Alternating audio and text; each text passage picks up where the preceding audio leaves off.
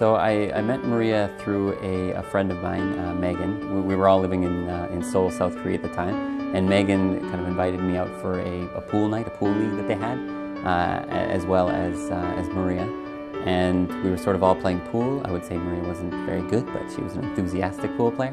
And this is kind of strange, I suppose, but she had really nice calves, and for some reason at the moment I decided that was the thing I would like to tell her. And so I cautiously kind of approached her, and after a few minutes mentioned this fact to her, and she seemed to react to it pretty positively, so that was a good sign for me.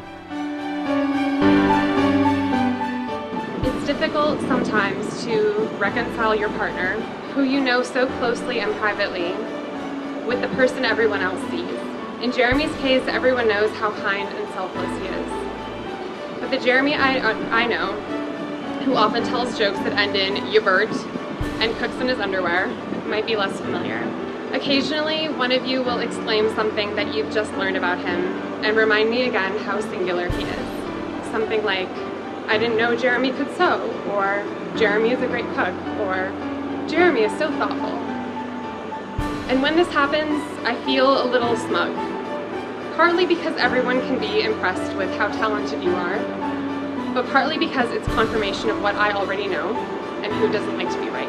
But there's also a kind of sheepishness, a kind I suspect that is unique to the extremely fortunate and privileged, like being embarrassingly wealthy.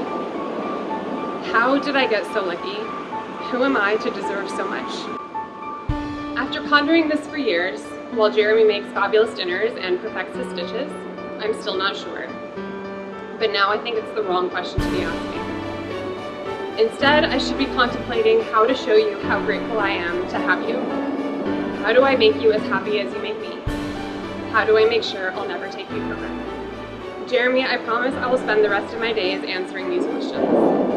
By matching your kindness with kindness, your hard work with hard work, your generosity with generosity.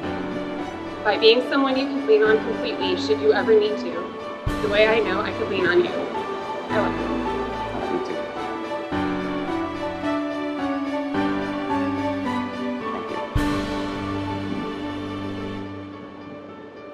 For most of my adult life, I was under the impression that my personality, traits, and habits were largely fixed. I accepted the fact that I will always put just the right amount of effort to get something done, learn just what I need to learn in order to understand a task, and then I generally spent the most of my free time relaxing and enjoying myself. One of the many reasons I love you is not only for what you are, but for what I am when I'm with you. Your attention to detail and particularity has caused me to become more invested in what I do and the quality of my work. Before meeting you, I had no idea that a different brand of pasta could literally make or break a macaroni and cheese casserole. It's a gluten thing. Your enthusiasm and excitement for your passions rubbed off on me from the first time we met. Leaving a job that was fun and easy for one that was rewarding and is rewarding and challenging took seeing you push yourself every day for me to follow in kind. Your emotional depth has made me more empathetic and conscious of others. I'm amazed at your ability to invest yourself emotionally in those things that you're passionate about and those people that you love, which drives me in turn to be there and to hope to be there when you need me for support. We've had rough patches, been sick and been poor together, but we're stronger because of it. And I, Jeremy, promise you, Maria, that I'll continue to love and cherish you forever.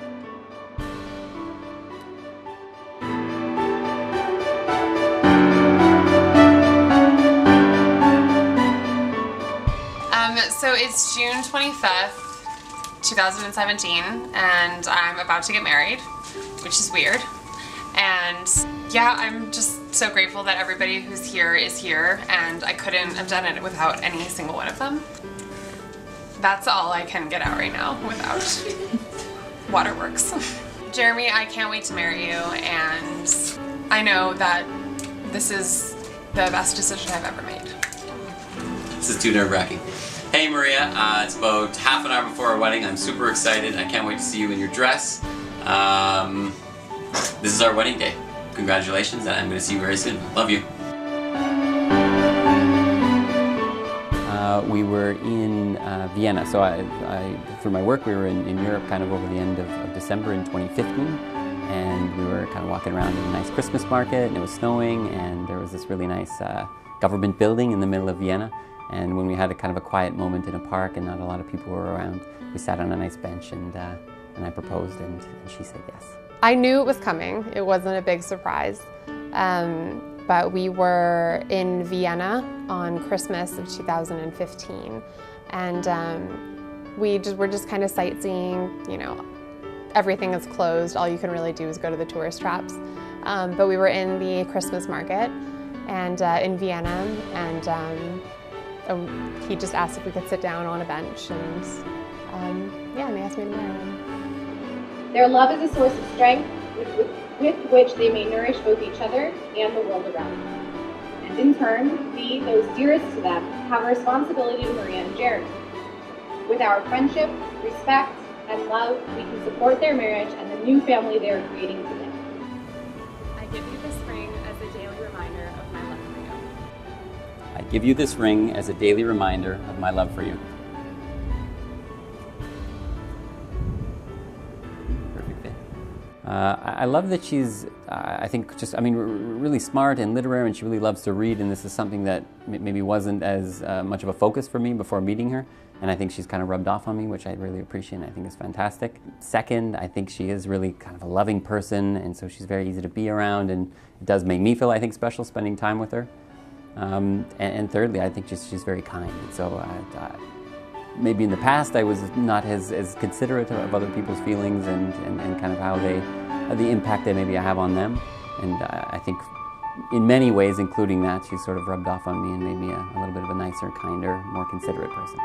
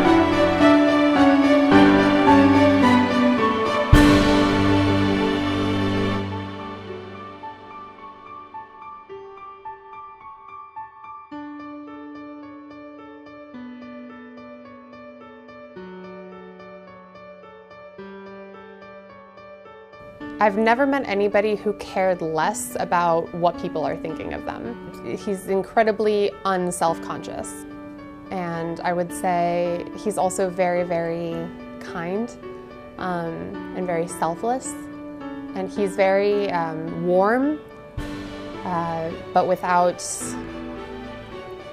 being cheesy, or it's always very, he's very warm, but it's extremely sincere. But without seeming kind of false or rehearsed. It has that sort of like, almost like awkward edge to it.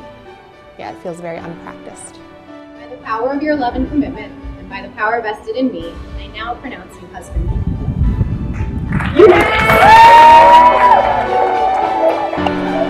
I love you, Mama.